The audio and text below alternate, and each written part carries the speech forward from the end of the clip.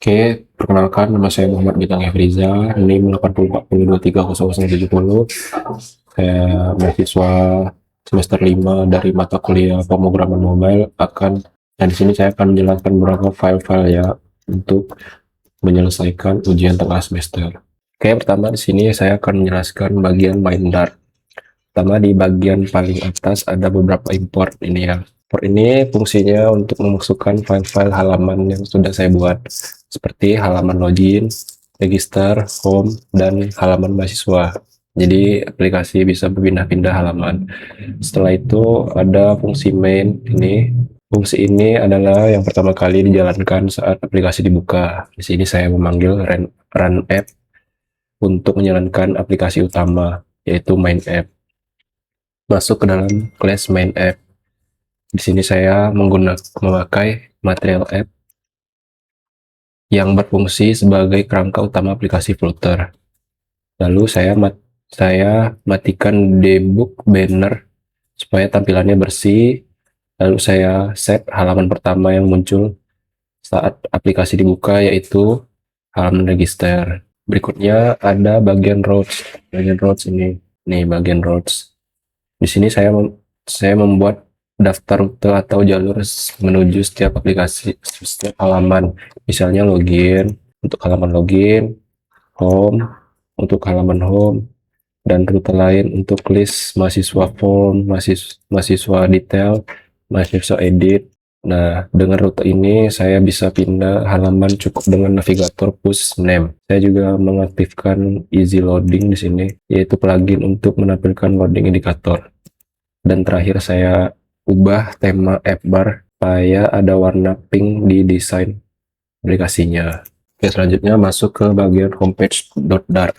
Oke, di bagian atas saya import material Dart karena halaman ini memakai komponen dari Flutter material. Lalu saya membuat widget homepage, dan karena halaman ini bisa berubah-ubah, misalnya nanti butuh update UI, saya pakai stateful widget di sini.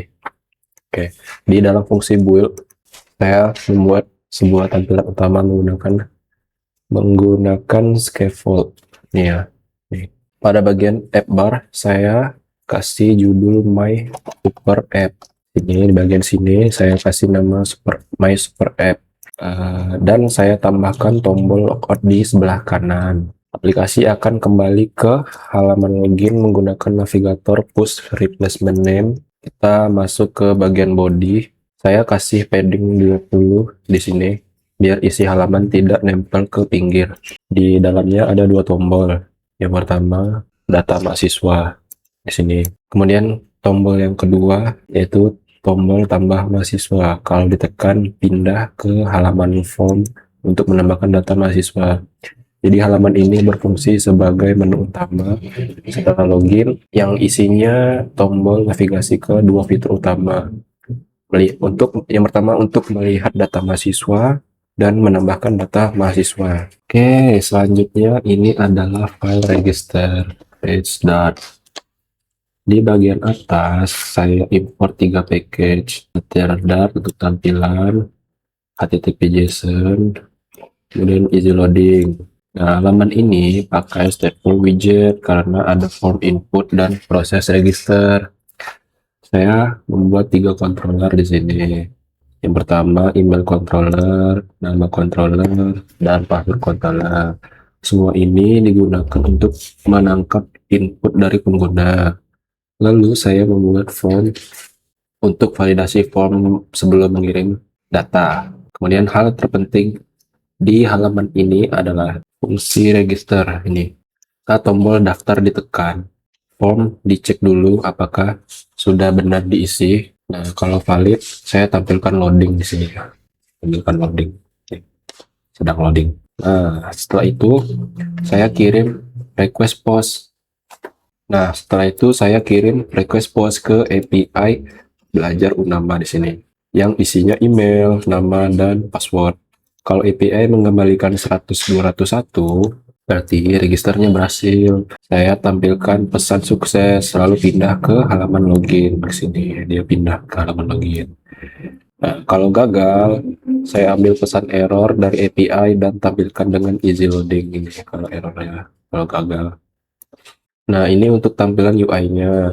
Saya buat form register di sini. Nah, di sini ada 3 input, email, nama, dan password. Oke, email, nama, dan password. Semua dilengkapi validasi sederhana, tidak boleh kosong. Jadi nanti di dalamnya itu tidak ada boleh kosong gitu ya, seperti ini. Nah, jika halaman ini digunakan untuk membuat akun baru di aplikasi. Nah, di bawahnya ada tombol daftar di sini ya, tombol daftar dengan lebar penuh. Dan terakhir ada teks klik untuk login di sini ya, klik untuk login, untuk berpindah ke halaman login. Jadi, halaman ini gunakan untuk membuat akun baru di aplikasi. Begini contohnya. Nah, di sini ada email, nama, password. Nah, di sini karena saya sudah bikin email ya, jadi saya langsung login saja di sini. Login bintang 5@gmail.com. Password 123456788. Oke, login. Nah, login berhasil nih. Ini ada data mahasiswa di sini. Nanti yang kita mau ini. Terus ada tambah mahasiswa di sini ya. Oke, selanjutnya masuk ke file login page.dart ya di sini. Pertama saya import beberapa package di sini. Ada material Dart untuk menampilkan UI, kemudian easy loading untuk menampilkan loading saat login, dan HTTP serta JSON untuk mengirim data ke API. Halaman ini menggunakan stateful widget karena membutuhkan input dari user dan proses login. Nah, di dalam state saya membuat dua controller, satu untuk email dan satu untuk password. Lalu saya juga membuat form key untuk validasi form. Ya, ini yang saya maksud ya. Ini. Halaman ini menggunakan stateful widget di sini, halaman ini. Karena membutuhkan input dari user dan proses login. Di dalam state, saya membuat dua controller, yaitu satu untuk email dan satu untuk password. Di sini, satu untuk email dan satu untuk password. Lalu saya juga membuat form key untuk validasi form. Di sini, form key. Nah, hal yang paling penting di dalam halaman ini adalah fungsi login. Nah, pertama saya cek dulu apakah formnya sudah valid. Kalau valid, saya tampilkan loading dengan easy loading. Di sini, di file sini. Setelah itu, saya kirim request post ke API belajar nama di sini dengan data email dan password yang sudah diisi oleh user. Nah, kalau respon statusnya 200, artinya login berhasil. Login berhasil. Saya tampilkan pesan sukses berhasil di sini. Sukses dan langsung pindah ke halaman home menggunakan post replacement name.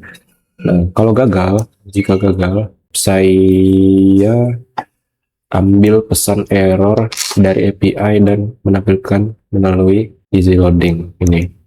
Ini. Nah, untuk UI sendiri, saya memakai form dengan dua input, email dan password lengkap dengan validasi tidak boleh kosong di sini.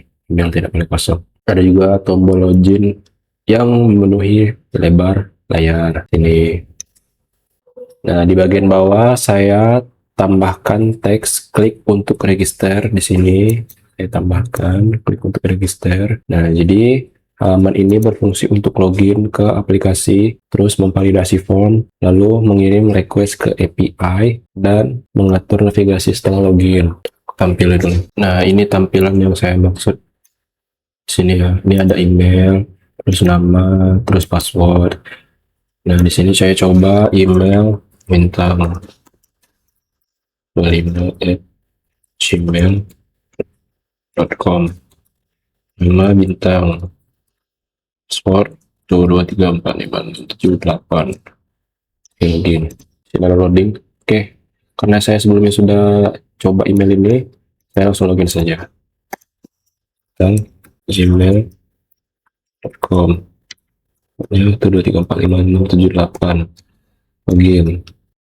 Oke, berhasil login ya ke sini, bagian homepage data mahasiswa, lalu tambah mahasiswa. Nah, selanjutnya ini adalah halaman mahasiswa homepage, yaitu halaman untuk menambahkan data mahasiswa baru. Nah, di atas ini, di atas aku membuat beberapa controller yang berfungsi untuk menampung inputan nama, NIM, tanggal lahir, dan program studi. Lalu di sini aku pakai global key form state supaya formnya bisa divalidasi untuk disimpan. Berikutnya di sini fungsi simpan ya, di sini fungsi simpan. Nah, di sini aku cek dulu apakah form valid. Kalau valid, aku tampilkan loading easy loading di sini. Nah, setelah itu aku kirim data mahasiswa ke API menggunakan metode post. Datanya termasuk nama, NIM, tanggal lahir, dan program studi. Setelah itu aku kirim data mahasiswa ke API menggunakan metode post. Nah, datanya termasuk nama, NIM, tanggal lahir, dan program studi. Kalau berhasil muncul pesan sukses di sini ya. Sukses berhasil disimpan. Nah, kalau gagal pesan error yang keluar dari server. Kemudian bagian form input. Nah, di bawah ini ada tampilan form.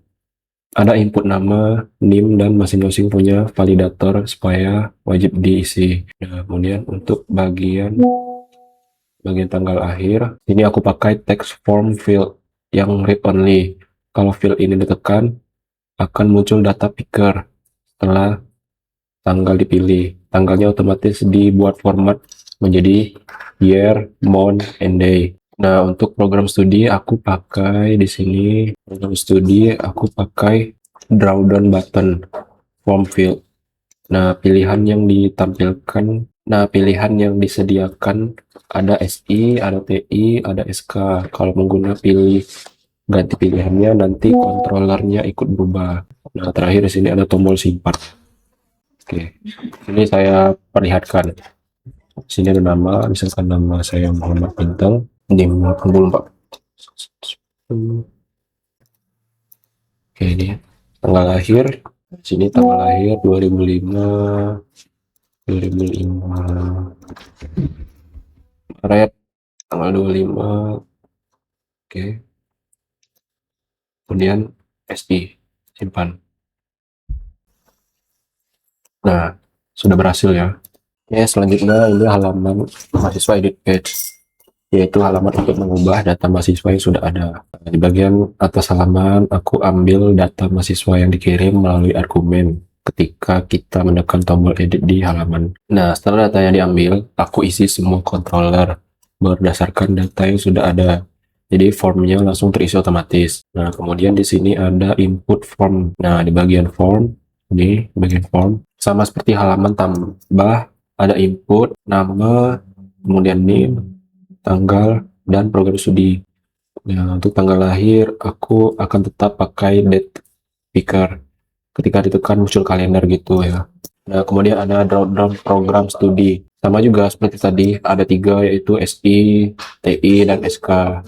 Nah, kemudian di sini ada tombol. Nah, kemudian di sini ada tombol update ya, tombol update. Nah, tombol update menjalankan proses untuk menyimpan perubahan. Di sini aku pakai easy loading. Nah, di sini aku pakai easy loading untuk menampilkan loading ketika proses update berjalan. Nah, request API yang dipakai adalah post, tetapi dikasih parameter method put karena API-nya memakai method override untuk update data. Nah, jika update berhasil, maka pesan sukses dan langsung kembali ke halaman daftar mahasiswa nih. Pesan update berhasil diupdate, maka dia akan kembali ke halaman daftar mahasiswa. Seperti ini contohnya. Sini saya mau edit ya. Nih, nama saya jadi NIM-nya jadi 71, tanggal lahirnya tanggal 7, terus ini jadi SK. Oke, berhasil diupdate ya.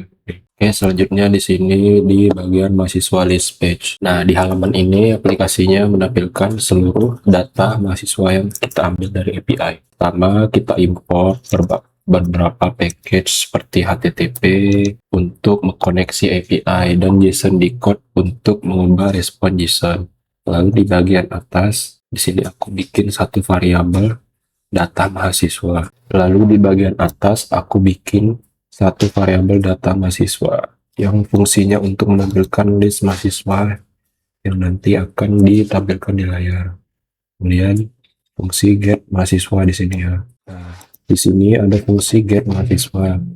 Fungsi ini akan memanggil API get. Kalau responnya berhasil atau statusnya 200, datanya langsung di decode dari JSON dan aku masukkan ke data mahasiswa di sini pakai set step supaya tampilan otomatis terupdate. Nah, kemudian di fungsi mahasiswa. Nah, fungsi ini dipakai untuk menghapus mahasiswa. Jadi tinggal panggil API delete dan setelah berhasil aku panggil lagi get mahasiswa biar datanya langsung refresh. Kemudian bagian init step. Nah, aku panggil get mahasiswa supaya waktu halaman ini dibuka, data mahasiswa otomatis di load dari API tanpa perlu klik apapun. Nah, ini build UI-nya. Di sini aku pakai list view builder untuk menampilkan seluruh data mahasiswa dalam bentuk daftar. Nah, kemudian di sini card-nya. Nah, kalau card-nya ditekan, aplikasi akan membuka halaman detail mahasiswa. Programnya mengirim satu data mahasiswa lengkap sebagai argumen ke halaman detail. Kemudian tombol edit di sini, tombol edit di sini ya. Ada di bagian kanan dan ada dua tombol di sini. Tombol edit dan tombol delete. Nah, tombol edit akan membawa kita ke halaman form edit mahasiswa sambil membawa data yang mau diedit. Sementara tombol delete akan langsung memanggil fungsi delete mahasiswa berdasarkan ID mahasiswa tersebut. Nih di sini ya. Nah, di sini ya, ini ada tombol edit, bisa kita edit di sini data mahasiswanya. Kemudian ada tombol delete di sini. Misalkan saya mau delete, maka dia akan terhapus ya. Oke, selanjutnya masuk ke bagian mahasiswa detail page, yaitu halaman yang digunakan untuk menampilkan detail satu data mahasiswa. Di dalam fungsi build, aku ambil data mahasiswa yang dikirim dari halaman sebelumnya. Nah, data ini diterima melalui model route of context static argument di sini dan disimpan sebagai map. Nah, kemudian app bar di sini itu judul app barnya aku isi dengan nama mahasiswa di sini, nama mahasiswa. Kemudian setiap kali kita buka detail mahasiswa yang berbeda, judulnya otomatis ikut berubah. Nah, kemudian ada foto mahasiswa di bagian atas halaman. Aku tampilkan foto mahasiswa menggunakan image network di sini ya, menggunakan image network. Sini image networknya. Nah, kalau fotonya error, misalnya link rusak, akan ditampilkan icon person sebagai fallback. Nah, kemudian menampilkan data detailnya seperti name, nama, tanggal lahir, dan program studi di sini. Semuanya ditampilkan dalam bentuk teks biasa dan pakai padding supaya tampilannya lebih rapi. Ya, seperti ini ya. Nih, ada name, nama, tanggal lahir, dan program studinya. Nih. Oke, sekian dari penjelasan saya pada ujian tengah semester ini. Jika ada salah-salah mohon dimaafkan. Terima kasih.